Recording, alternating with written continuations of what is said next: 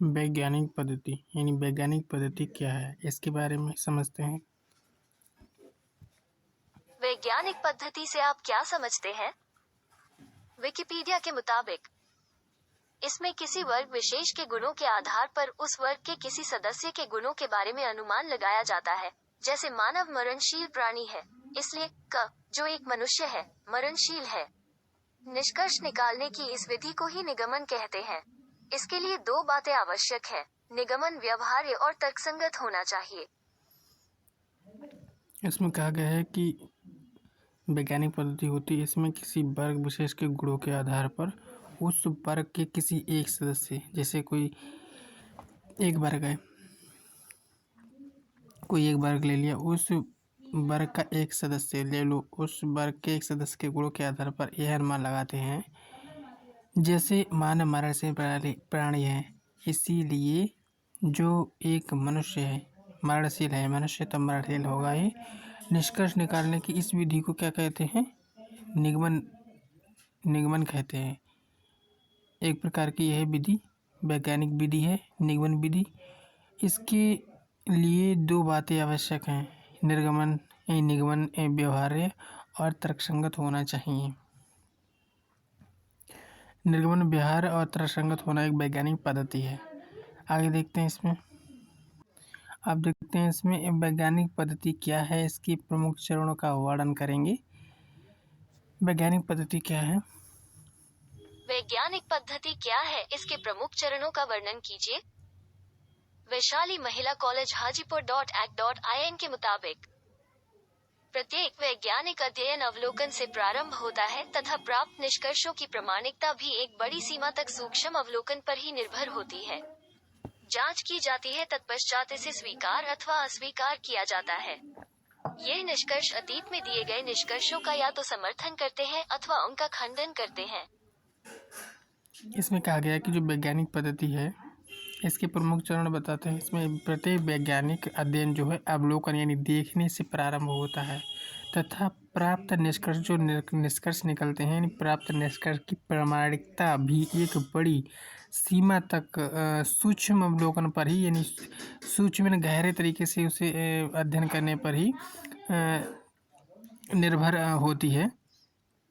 जांच की जाती है, तत्पश्चात इसे स्वीकार अथवा अस्वीकार किया जाता है। यह निष्कर्ष अतीत में दिए गए जो अतीत के निष्कर्ष हैं, इन अतीत में दिए गए निष्कर्षों का या तो समर्थन करते हैं अथवा उसका खंडन करते हैं, या उसका समर्थन करेंगे या खंडन करेंगे। ये वैज्ञानिक पद्धति है।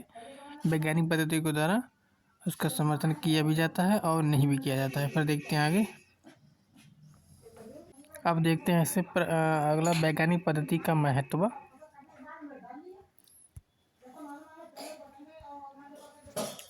वैज्ञानिक पद्धति का महत्व क्या है? अनटाइटल्ड के मुताबिक पद्धति स्पष्ट नियमों तथा प्रक्रियाओं की व्यवस्था है। अतः विज्ञान ज्ञान प्राप्ति की पद्धतियों का ऐसा उपागम है जो कुछ विशेष नियमों तथा प्रक्रियाओं को पद्धतियों के द्वारा अपनाती है। इससे आगे का परिणाम प्राप्त ज्ञान का मूल्यांकन पद्धतियों के आधार पर किया जाता है। इसमें बताया गया कि जो पद्धति है यानी वैज्ञानिक पद्धति, इसका महत्व क्या है। यानी वैज्ञानिक पद्धति जो है यानी पद्धति स्पष्ट नियमों तथा प्रक्रियाओं की व्यवस्था है। नियमों और प्रक्रियाओं की व्यवस्था है। अतः विज्ञान ज्ञान प्राप्ति की पद्धतियों का एक ऐसा उपागम है जो कुछ विशेष नियमों तथा प्रक्रियाओं को पद्धतियों के द्वारा अपनाती है। इससे आगे का जो परिणाम है ज्ञान प्राप्त ज्ञान का मूल्यांकन यानी मूल्यांकन पद्धतियों के आधार पर किया जाता है। ये सही कितना है और गलत कितना है, पद्धतियों के आधार पर किया जाता है। यानी वैज्ञानिक पद्धति का इसीलिए इसमें महत्व है। आगे देखते हैं इसमें कौन सी विशेषता इसमें वैज्ञानिक पद्धति की है। विज्ञान देखते हैं इसमें कौन सी विशेषता वैज्ञानिक पद्धति की है। टेक्स्ट बुक के मुताबिक विज्ञान प्रयोगों और उनके परिणामों से संबंधित है और डेटा को वास्तविक दुनिया से एकत्र किया जाना चाहिए।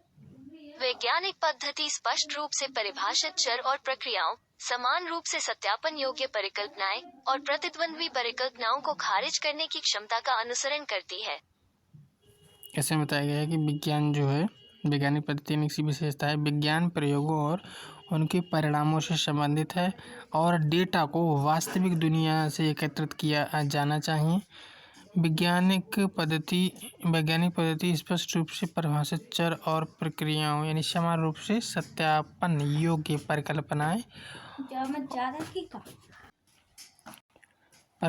और प्रतिद्वंदी परिकल्पनाओं को खारिज करने की क्षमता का अनुसरण करती है। यानी वैज्ञानिक पद्धति जो है परिकल्पनाएं और प्रतिबद्ध परिकल्पनाओं को खारिज करने की क्षमता का अनुसरण करती है। आगे देखते हैं इसमें वैज्ञानिक पद्धति के जनक कौन है। वैज्ञानिक अध्ययन पद्धति के जनक कौन है? क्वोरा के मुताबिक इसाक न्यूटन 1643-1727 विश्व का पहला वैज्ञानिक था। इसमें बताया वैज्ञानिक पद्धति का जनक जो है इसाक न्यूटन है जो कि 1643 से 1727 यानी विश्व का पहला वैज्ञानिक था। अब देखते हैं इसमें अब आगे इसमें दिया है कि वैज्ञानिक पद्धति का पहला चरण क्या है। वैज्ञानिक पद्धति का पहला चरण क्या है? टेक्स्ट बुक के मुताबिक इस प्रकार यह निष्कर्ष निकाला जाता है कि वैज्ञानिक विधि का प्रथम चरण अवलोकन करना है। जो वैज्ञानिक पद्धति है इसका प्रथम चरण क्या बताया गया है? अवलोकन करना यानी किसी चीज को देख कर उसका निष्कर्ष निकालना। अब देखते हैं अब इसमें देखते हैं कि वैज्ञानिक पद्धति का पहला कदम क्या होना चाहिए। वैज्ञानिक पद्धति का पहला कदम क्या होना चाहिए? टेक्स्ट बुक के मुताबिक वैज्ञानिक विधि के चरण समस्या का वर्णन करना, एक परिकल्पना का निर्माण करना, परिकल्पना का परीक्षण करना, प्रयोग करना और परीक्षण के परिणामों और रिपोर्टों के आधार पर निष्कर्ष निकालना है। जागरूकता की समस्या को बताना। वैज्ञानिक विधि में पहला चरण किसी समस्या की पहचान और विश्लेषण करना है।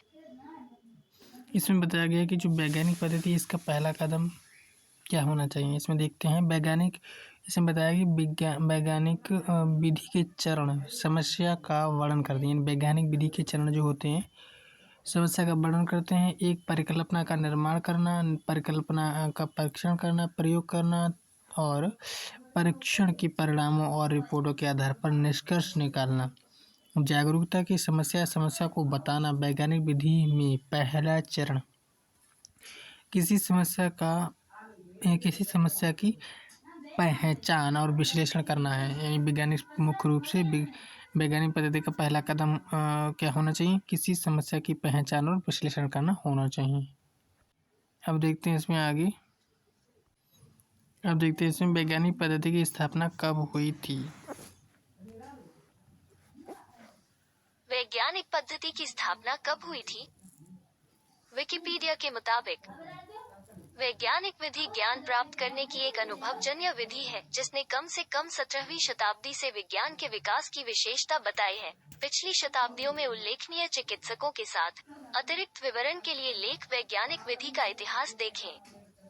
इसमें बताया गया है कि जो वैज्ञानिक पद्धति इसकी स्थापना कम से कम 17वीं शताब्दी से मानी जाती है। इसमें बताया गया कि जो वैज्ञानिक पद्धति ज्ञान प्राप्त करने की एक अनुभवजन्य विधि है और इसके विज्ञान के विकास में विशेषता बताई है इसने।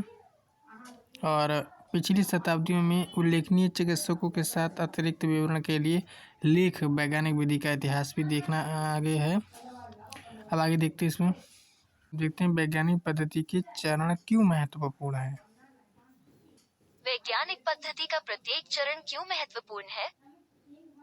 साइंस बडीज के मुताबिक वैज्ञानिक पद्धति के चरणों को समझने से आपको अपने वैज्ञानिक प्रश्न पर ध्यान केंद्रित करने और अपने अवलोकनों और डेटा के माध्यम से यथासंभव उत्तर देने में मदद मिलेगी। इसमें बताया गया कि वैज्ञानिक पद्धति है इसके प्रत्येक चरण संभव क्यों है। यानी वैज्ञानिक के पद्धति के चरणों को समझने से आपको अपने वैज्ञानिक प्रश्न पर ध्यान केंद्रित करने और अपने अवलोकनों और डेटा के माध्यम से यथासंभव उत्तर देने में मदद मिलेगी कि उस समय इसका उत्तर यानी क्या होना चाहिए। अब आगे देखते हैं। अब देखते हैं वैज्ञानिक पद्धति का अंतिम चरण क्या है। वैज्ञानिक पद्धति का अंतिम चरण क्या है? Brainly.in के मुताबिक वैज्ञानिक पद्धति को लागू करने का अंतिम चरण निष्कर्ष एवं सामान्यीकरण होता है। इस अंतिम चरण में शोधकर्ता अपने प्रयोगों के परिणामों का विश्लेषण करता है और निष्कर्ष निकालता है। यह निष्कर्ष परिकल्पना के समर्थन या खंडन में हो सकते हैं। इसमें बताया कि जो वैज्ञानिक पद्धति है इसको लागू करने का अंतिम चरण निष्कर्ष और सामान्यीकरण होता है। इस अंतिम चरण में शोधकर्ता जो होता है अपने प्रयोगों के परिणामों का विश्लेषण करता और निष्कर्ष निकालता है। यह निष्कर्ष परिकल्पना के समर्थन या खंडन भी हो सकते हैं। आगे देखते हैं। समर्थन भी हो सकता है, खंडन भी हो सकता है। आगे देखते हैं। आगे दिया है वैज्ञानिक पद्धति की 3 प्रमुख तत्व कौन से हैं, देखते हैं। वैज्ञानिक पद्धति के 3 प्रमुख तत्व कौन से हैं? केमिस्ट्री लिब्रे टेक्स्ट के मुताबिक वैज्ञानिक पद्धति नामक प्रक्रिया का उपयोग करके प्रश्नों के उत्तर और समस्याओं के समाधान खोजते हैं। इस प्रक्रिया में अवलोकन करना, परिकल्पना तैयार करना और प्रयोगों को डिजाइन करना शामिल है, जो बार चक्रों में अतिरिक्त अवलोकनों, परिकल्पनाओं और प्रयोगों की ओर ले जाता है। चित्र 1.4।